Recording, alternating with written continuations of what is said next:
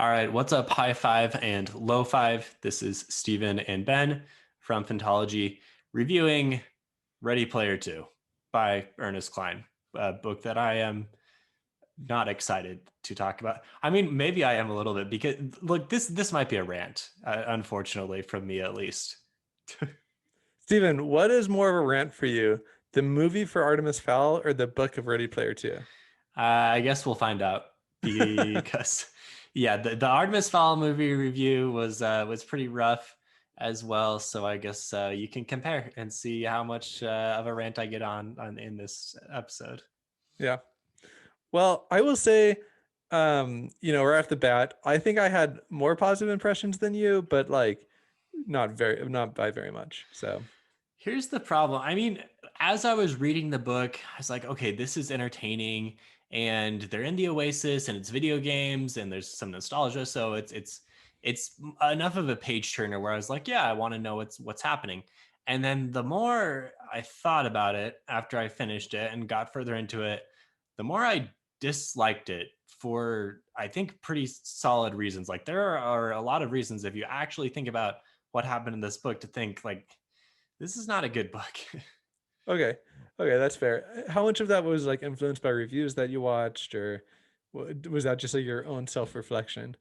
Reviews that I watched definitely added fuel to the fire because they had good points, and I mean, they were right. Like, and I'm probably stealing some of those things from those reviews. So thanks, Amanda the Jedi and Daniel Green and others who have reviewed the book. That's fair. Yeah.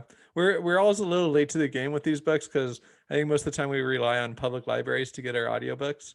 And so we're always like, 30th in line for these. So Yeah, I mean it's tough. There's the time to read the book, and then there's the time to make the recording, and then the editing. So by the yeah. time some of these things come out, we get a little bit behind. Plus, Rhythm of War kind of set us behind on all of the new releases, and there were way too many that came out in November, December time Yeah. period anyway. So Yeah. anyway, that's a big long excuse to say sorry. We're 3 months late to the game here. Yeah. But maybe you were just really thirsting for another Ready Player 2 review and this is it. You're like, dang, why is nobody else talking about the book? Yeah, you read that book back in November, and you haven't thought about it for 2 months, and now you're like, oh, I need to refresh about how bad that book was.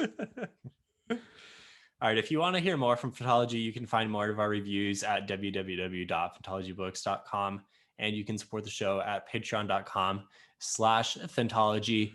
So before we talk specifics about the book, we're not going to split this up into two episodes, but let's just say a few non-spoilery things. Like if you read Ready Player One and you're thinking, should I read Ready Player Two? How do they compare? Yeah, you should. I mean, if you loved Ready Player One, I think you'll like Ready Player Two. If you just like want the same book in somewhat different light. So Uh, for that reason, I think you might want to read it. Honestly, I cannot recommend this book to anyone. And when the movie comes out, I'm not seeing that movie, nor am I recommending it You're to not anyone. seeing that movie. No, I'm not Oh. seeing it. I'm not spending 2 hours. I already spent way too many hours reading this book.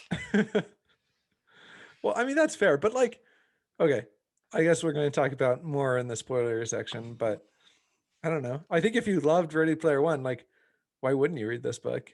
Yeah, if you love Ready Player One, you'll probably at least enjoy turning the pages of this book.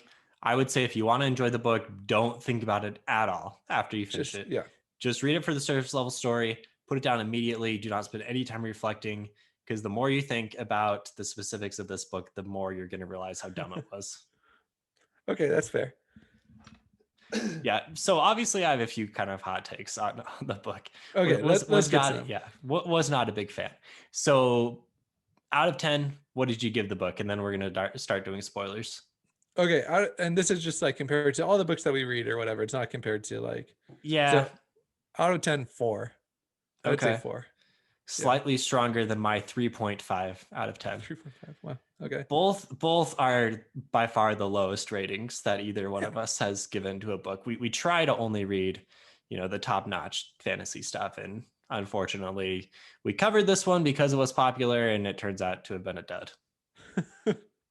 I'm still not sorry I read it though. You know, I'm not sorry I read it. So I'm not sorry either, because I like doing these rant things, and maybe that's the only reason. No, I don't know. I think that if you're like a lover of books, I think it's important that you can kind of talk to people that might only read these more popular books and relate to them. And I don't know. Yeah, a lot of people are probably going to read this, so at least you can say, "Hey, I read that," and then when they say, "Yeah, I loved it," you can just stop talking to them immediately afterwards. Yeah, I don't know. It's yeah. I think that if you consider yourself a book nerd, then you should read the popular books that come out, even if they're not as fulfilling as some of the other books you've read. Okay, so like we said, you might enjoy this book if you like the Oasis, if you like the 80s nostalgia, if you like the video game world. There are some really fun sci-fi ideas. That was by far the highlight of the book for me, and was really the reason why I continued to read. It was fast-paced, it was in a fun setting, it was something that existed. Like, if this existed in real life, I would be all over it. Hmm. So I think that's why people would like it. Yeah, for sure. I think that this reminds me of the Elon Musk brain implant Yeah, that they then were. this is basically Neuralink in real Yeah, life. Neuralink. There you go. Yeah, Yeah, and exactly. they even talk about how the O and I devices, which are the interfaces that let you get directly into the Oasis, they talk about how those things were originally made to help people with disabilities in the same way that Musk talks about the reason why he's building Neuralink. So, yeah, and Neuralink is something I'm kind of following because I'm disabled and I'm hoping it works one day. So, Yeah, yeah, I thought right away, yeah, that's a great connection. That was interesting. yeah, and um, yeah. So I thought that was like somewhat believable. There were like other like leaps that the book took that I thought were less believable, but I thought that like something that you can, plug into your brain fiber optically or whatever, and have your brain control it. That was believable to me. And a cool idea, and a very And cool a cool idea. idea. Yeah. And then another cool idea kind of towards the end was when they had all the virtual clones that were being uploaded into the new copy of the Oasis and blasting him off. Like, just this idea of, oh, you could clone yourself and you can bring people back from the dead, and with their by scanning their brain and creating a virtual replica of them. These are cool sci-fi ideas. I mean, not necessarily like 100% original ideas, but cool ideas to explore and a part of the genre. Yeah, and I think that I enjoyed the twist at the end where it was the duplicate copy of Wayne that was telling the story. Like that was, Or also Wade. or sorry, wait. Too much Mistborn era too. Yeah, too much Mistborn era too. Um, yeah, so that was cool. I enjoyed that twist quite a bit. Um, Okay, that was I part thought of it the highlight was. of the book. I thought it was a twist. For I mean, I don't know if I super. I didn't hate it. It was decent. Yeah. Um, okay, so So those are the I good mean, parts of the book. yeah, props to us for holding off on the rant section until now. So there were a few bad things, obviously.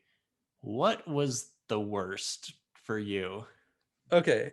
Okay. So the worst thing about it, because it was so like just covered every aspect of the book, was the pretentiousness of like me tooing every single thing, like ever. Yeah, Like he me tooed his own character, right? Like, um, and so that was kind of weird. And like how he would like devote like chapters to Prince and then like also cover the fact that Prince became a Jehovah Witness near the end of his life. right. And the fact that like he would like devote whole worlds to Tolkien and then like throw in a rant about how Tolkien like only wrote about white characters. Which was Like, stupid. Which yeah, was not stupid. like listen, there are like definitely lots of places to have these conversations, but like it almost feels like it cheapens the conversation when you just kind of lob it in there like a grenade in the middle of your story. You know what I mean? Like I'm not saying that there's not a lot of merit to like discussing these things in Yeah. fantasy even, but just not the way that it was done. Yeah. So the whole book was, I guess, what do we want to say? It's super woke. It covered basically like every cause. Like the impression I got was Ernest Cline surfed through Twitter and made a note of every different cause that people were possibly interested in and said, I'm going to put that in my book. And then said, my main character cares about all of these things. And this is how I'm going to prove to you how noble he is, because he is understanding and accepts all of these different causes. And like you say, these are good causes. These are things that people should be aware of. Obviously, we should be combating racism. We should be concerned about homophobia. We should be concerned about transgender rights and the environment and the fact that AI is, there's a bit of an ethical question there. All of these things are definitely valid conversations to have, but he never did anything more than the surface level of this exists and my characters care about it, so therefore you should like the characters. And then he would throw in, like you say, these random things with Prince, or this ridiculous Lord of the Rings thing where he's like basically saying Lord of the Rings was racist, and then he never goes any deeper than that. It was almost like did he not understand the issues enough to get into them and just wanted to throw them out there in order to say like my book is woke and is understanding of the issues, but I'm not going to try to really break them down. It was so strange. Yeah, exactly. And it was, yeah, I didn't love that at all. And it felt like it was almost every page where something would like that would happen. Um yeah, I think the most annoying thing to me was part of Lord of the Rings, because it was like it was like a debate that took place in 30 seconds between two characters, and then it just moved on because of like a time crisis that was happening. Uh-huh. And it was just like, if you're not willing to sit down and talk about that, then just don't talk about it. You know what I mean? And Yeah. then not only that, but like the way, and I think that like Amanda the Jedi like pointed this out, like the way that like Wade would um discover these issues like were ethically questionable in and of themselves. Not even questionable, just like ethically wrong. Yeah, exactly. It would be like today, it would be like if you hacked somebody's webcam and watched two people being intimate and then decide that you were accepting of that intimacy. It's like cool that you're accepting of that intimacy, but weird that you're watching it. Yeah. Oh, yes. Oh, man. Okay, so a few of these things to continue the rant. So the O and I devices, they allow you to experience sex from different people's points of view, and this becomes a big thing, obviously, as unfortunately the internet would like. This is probably realistic. There's always these dark corners of the internet, and so one of the things that Wade talks about it was you can experience sexual relations from different points of view, like male, male, female, female, and then like non-binary sex as well. And this is weird because now we're reducing gender identity to just like your sexual experience. And another thing where it seems like Ernest Cline is like, yeah, I'm cool with transgender people or non-binary sexual orientation or gender identification, but I'm not really gonna like explain it any more than just say like it exists and I accept it, but it's just about their sexual orientation. Like Right. it wasn't, there wasn't enough nuance into what this was, and therefore you're just like, if you only understand the issue on the surface level, you might come away thinking like and just not getting a complete idea of these complicated issues. And I feel like it's a real disservice, honestly, to a lot of these groups who are probably looking at this like, thank you, but like, can you not? Yeah, exactly. It's like, I imagine if you're in one of these groups, you're like, there's a lot more benefits that come from like this than just like the sexual experience I have. You know what I mean? Like I'm a much more fulfilled person, or Yeah. I've come to accept myself, and like, so it'd be one thing if Wade like went throughout and said, hey, I spent a month experiencing life as a non-binary person, and I realized like all these things about life that I would have never thought before. Like even if it was just like on that level, it seems like it would have been more appropriately done. Now, I think that we should kind of also say that like Wade is like what, like a 19-year-old guy. And so He's in his maybe early 20s at least. early 20s, yeah, maybe Yeah. it's like somewhat realistic to say this is probably just where his head's at, you know what I mean? But like at the same level, you can't, if you're going to use that to justify like the way that you wrote the book, then you can't kind of have these high-minded ideas every other page that he's like randomly thinking about. You know what I mean? Because like you got to be realistic Yeah. throughout it. So And then with the environment as well, this is another thing that continued to bug me. It's an issue, right? I mean, environmental, it's a bit of a crisis, but at the same time, it was just used as a bit of a plot point where the world is falling apart and we need to save it. And Wade is not really, he doesn't care nearly as much as someone like Artemis. But by the end, they don't do they don't change anything. Right. Yet Wade's way of viewing everything appeared to have been correct after all, even though Artemis is the one who is trying to actually help on these important issues, but they don't actually ever do anything to solve any of the problems. Yet Wade is somehow the hero and is correct at the end. Like, Yeah. what? This is what It's I mean. weird. The more you think about the way that things unfolded, the more you're like, this doesn't make any sense.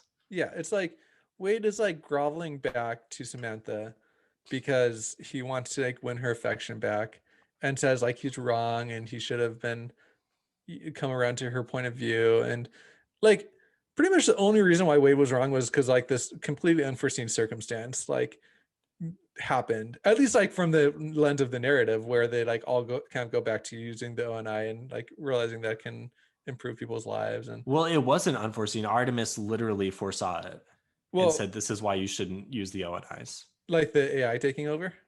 Yeah. And Yeah, I the guess it was like, danger have of, you not yeah. seen the Matrix or whatever? I mean, Yeah. that's fair. I think that I think she said that, but like I think her main point, if I'm remembering correctly, was that like your this device allows people to unplug from the real world, which is falling apart, and so it's kind of like exacerbating the That true. Yeah. Yeah. Yeah. issues. Like That too. that was That like too. for me her cause. Maybe it was like she said like, have you not seen the Matrix where like machines take over? Like sure, but like I don't think that was the main thing that she was like saying you should avoid. Fair. Okay. Let's talk about Wade. Wade Okay. was like so bad. Wade is the worst. Yeah. And he's the main character that we're supposed to like. And the narrative, like Ernest Cline seems to think that you're gonna like this guy as you read about him, but he's actually the worst. It's like this billionaire playboy who like just I think the thing that bugged me the most was his like relationship with women just kind of throughout, like he has kind of like this crush on a YouTuber. Like Uh-huh. that's kind of weird. And then he goes in and gives her $1 billion for helping him find the first shard. So he has this crush on her, and he explains in this very high-minded way, I have never infringed upon her privacy.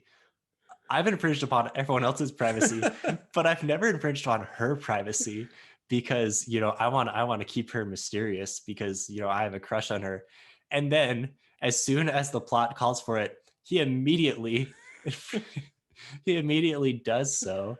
And finds out some pretty personal things about her, Yeah. if I remember correctly.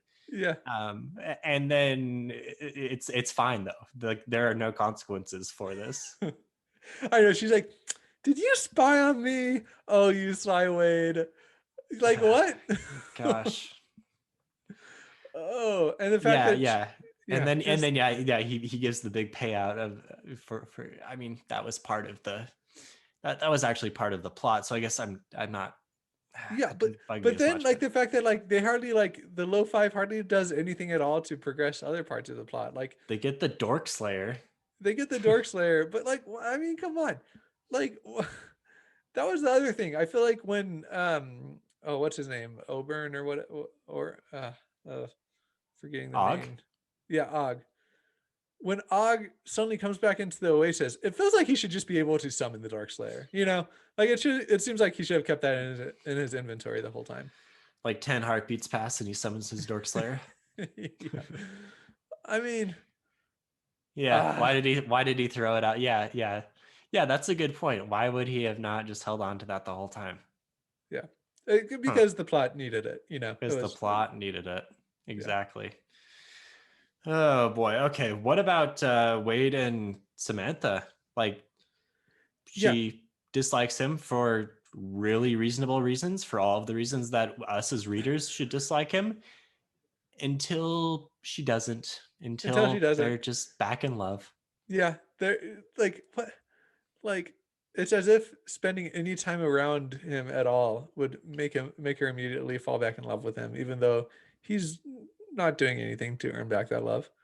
He's so unlikable. Yet all of a sudden the world is ending, and now that we're on the John Hughes planet, which Samantha really likes, like this is a romantic enough setting apparently for Yeah, her to just love Wade again and she's like beheading forgive people, all. and Like then this is years of built up tension and conflict between them, and he has gone so low as to say like, your parents died because of the mistakes you're making. Like that was there was some low blows that he threw at her, and she's just forgives it all yeah, without even really like he gave a half-baked apology of like, oh, you were right. Oh my gosh, I love you now, Wade. What? That's not yeah, how people work. yeah. That's not how people work at all, and it just cheapens. It's funny because like the whole undertone of the book was that like all these issues, like you need to like all these progressive issues or whatever, which again we're not saying like amen for that, but like you can't just reduce the lead the romance part of this to just what it was reduced to. You know what I mean? Like it treated Samantha like she was not a real person. Definitely not. No. So like it like just invalidates everything that he was trying to get across when it's just the male gaze of Wade. You know what I mean? It was like, Totally. Yeah. I don't know. It was so weird. Yeah, and that's why I say like the whole book was pseudo woke or pseudo aware of these issues because on a deeper level, clearly like not aware at all. Yeah. Ugh, Yeah. yes. Okay, should we talk about the plot a little bit? Wait, are we talking about the So plot of Ready Player One or Ready Player Two? I'm confused here. pretty well, it was the same plot, Yeah, right? exactly. Yeah. It's like go collect these things because that's what Yes. the person told you to do and you'll win.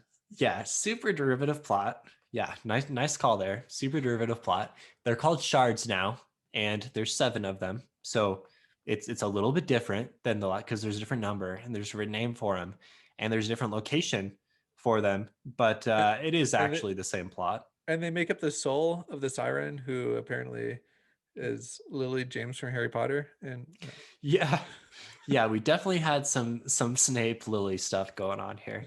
That which was a weird undertone. Like Creeper Holiday on Kira was not something I was super interested in reading a whole lot about. yeah, it's just kind of weird. I don't know. It was almost as if like Holiday was who Wade could have become if he went down the wrong path, yet he continued to go down the wrong path, yet he never actually became who Holiday was because the plot says he's actually cool. Yeah. Well, and it's funny because like Wade kind of starts off the book by saying, "Oh, I've kind of had this awakening about Holiday, and he's kind of a weird guy." And then at the end of the book, he's like, after seeing these 7, what was it, 7 costs that he had to pay or whatever.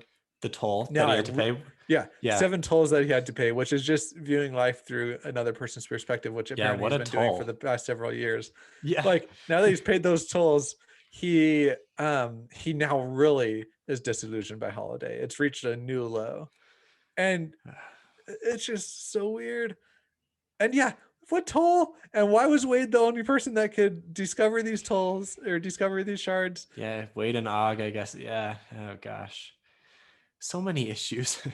There was the whole kind of backstory, or not backstory, but the underlying conflict of Anorak and Sorrento breaking out. And that was actually kind of interesting. Like we have our self-aware AI and he's corrupted and he's basically trying to end the world and everyone's now plugged into the ONIs and can't get out. Yeah. That was compelling for me. That wasn't the worst thing in the world. No, it wasn't. I mean, it was like, how can we use this thing to create tension in the book? And it was pretty like that's what it was, and Yeah. it did create that tension. And at the same time, Wade's just casually, like gambling with 500 million lives. Yeah, it's your classic like, oh, the world's ending, but Also, we're It's still like gonna a, throw off our funny quips here and there, and yeah, it was Dresden, right? Kind of a sure. similar feel a little bit there. Yeah, it was a big like glass cannon. It was like here's something that could potentially destroy everything that we can defeat in a single like swipe. Meh. Okay, let's talk about the shards. So the first one he gets from the Longren, whatever that character's name was, the one that he pays $1 billion for, and then Sorrento breaks out.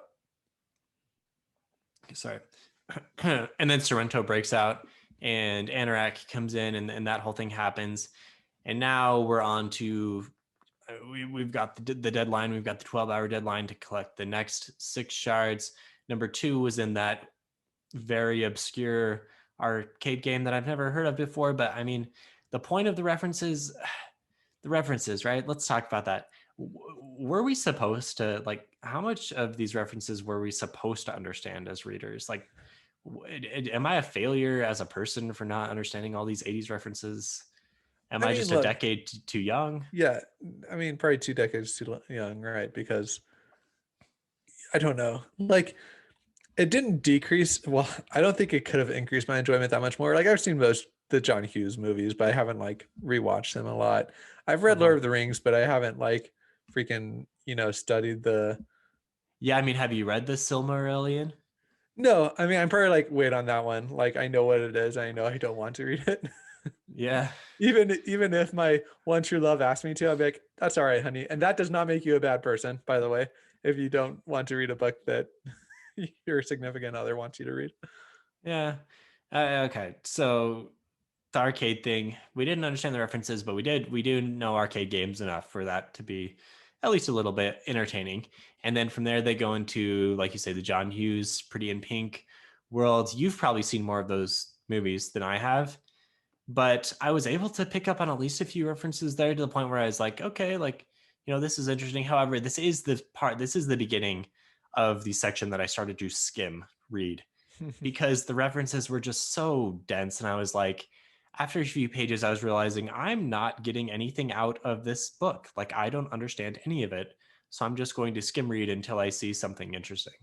Yeah, no, I could see that. And pretty much the only part of that I remember. Yeah, it's kind of like the whole Ducky plot line where Ducky ends up with a girl and you're like, why are you thinking that much about these movies that are like 30 years old now? I don't know.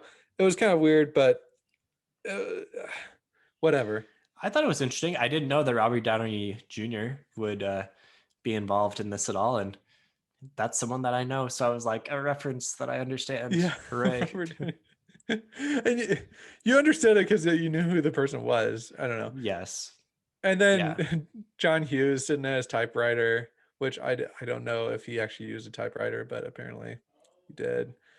And things like, as they were walking away from the school, he does the fist pump while whatever song that is that's playing at the end of the Yeah. Breakfast Club happens. Things like that I'm able to pick up on at least enough to where that was interesting. So that shard wasn't the worst.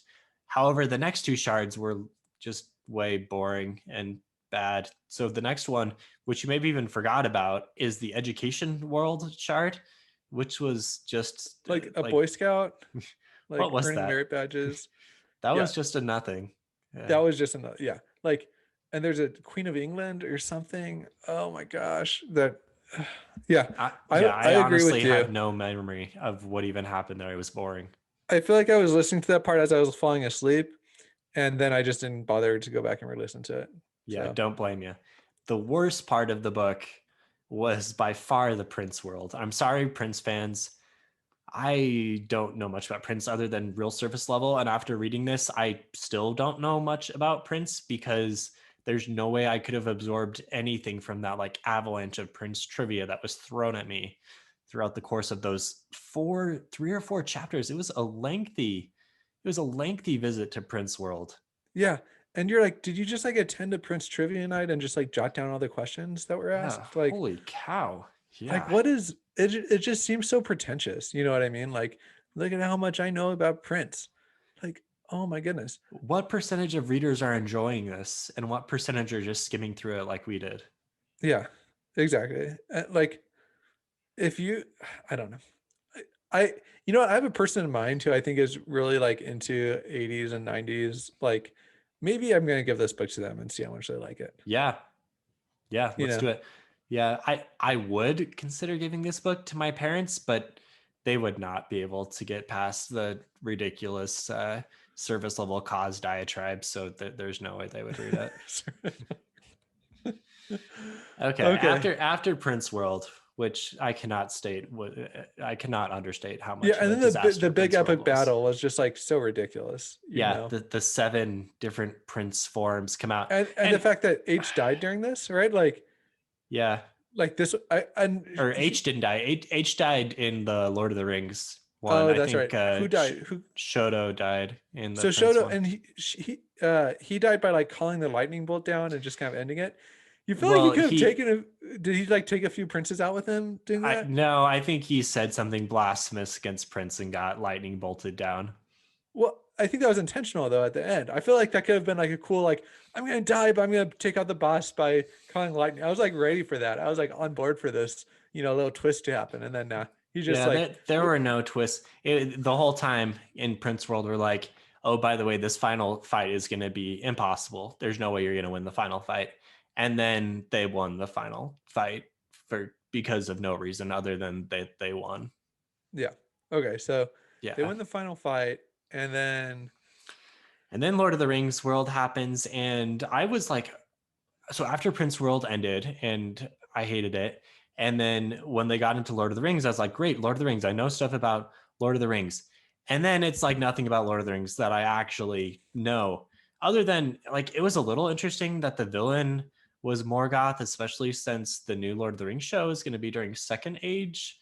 And so Morgoth is the thing then. So I don't know, like maybe there's a few things that I'm starting to piece together about the history of Middle Earth, but this is not something I'm an expert in. If you are, maybe you liked it more. yeah, but like, and that's the other thing. How many people that are diehard Prince fans are also diehard Lord of the Rings fans and are Yeah. also diehard John Hughes fans? You know what I mean? Like what is the Venn diagram there? It's like Eric Klein is like the Venn diagram, Yeah, like the the one person. yeah. Yeah, So the only way you're into these things enough is if you just like lived in the internet in the 80s, which was not possible back then. So I could see a similar book being written for like 90s, 2000s, 2010s because people really have gotten into like every single different cultural phenomenon nowadays. I feel like I don't know. I just feel like back in the 80s, maybe people were into one or two things and not everything just because the information overload wasn't there quite as yeah. much as there is now. And the other thing is, it's like in the first book, there's like an actual reason for them to be so invested in this trivia because this like holiday was. And I suppose that's the same reason given in this book, but it doesn't seem nearly as valid. You know what I mean? Like in the first book, it was like, oh, holiday like was obsessed with these culture phenomena, and so we're gonna like study them. Versus this book, it was more like you should be invested in these things for their own sake. You know what I mean? Like Prince was great, Mm, so we should like him because he was great. I could see I don't that. know. That was Yeah, I kind of what. mean, these were supposed to be like the things that Kira was into, and you got that from the memories a little bit. But yeah, I guess they just hadn't spent as much time researching the things that Kira was in. Yeah. Yeah, I like where you're going there. I guess, yeah, I agree. I just didn't You don't care need another enough reason about to. them. Yeah, I don't care what the reason is. I just know that I didn't know what these things were for the Yeah, and most let's part. talk about like the Kira flashbacks after every one of them, and you're like, okay, like when Yeah, Prince sings to her, you're like, was that supposed to be emotional? yeah. Uh, And so these flashbacks they're important because they're helping you piece together the fact that Holiday uploaded Kira's consciousness and was creating a version of her and then realized at the end like, hey, actually, fake Kira still doesn't love me. And he's supposed to like have redeemed himself a little bit by realizing this. yeah, very weird. It was weird. And these are like the reasons why he realized is because like um because Og did all these nice things for Kira and like earned her love. And again, you're like, I'm sorry, but just because Og sent you to a Prince concert and you had a good time, and just because he was nice to you at an arcade or whatever, like you love somebody based on who they are, not like what they do for you. You know what I mean? Or like not like the interactions they have with you. If that makes sense. Like Okay. the type of love that like Og and Kira had, like transcended these like surface level like memories, I feel like. And I guess Holiday, he never really understood that. He didn't Yeah. really seem like someone who's really capable. I don't want to say he wasn't capable of love, but he seemed to struggle with it for Yeah, sure. I mean, he seemed like a typical like struggling like introvert who like I don't know, like your stereotypical like introvert nerdy person who doesn't understand relationships very well. But Yeah. again, like that's a kind of a dangerous stereotype to paint people with, you know what I mean? So I don't like love that either. Yeah. All right. Is there anything else to talk about? I mean, the final conclusion was they trick him. Of course, they do the fake artifact. Oh my gosh, never seen that before. And then they get Anorak to uh, almost they almost hit the big red button. Of course, they never actually do. Og comes in with the Dork Slayer, saves the day, and everything is happy now because now Samantha loves Wade after all this that they've been through, and nothing has changed. But actually, everyone's happy again because I don't know. Yeah. Honestly, what happened?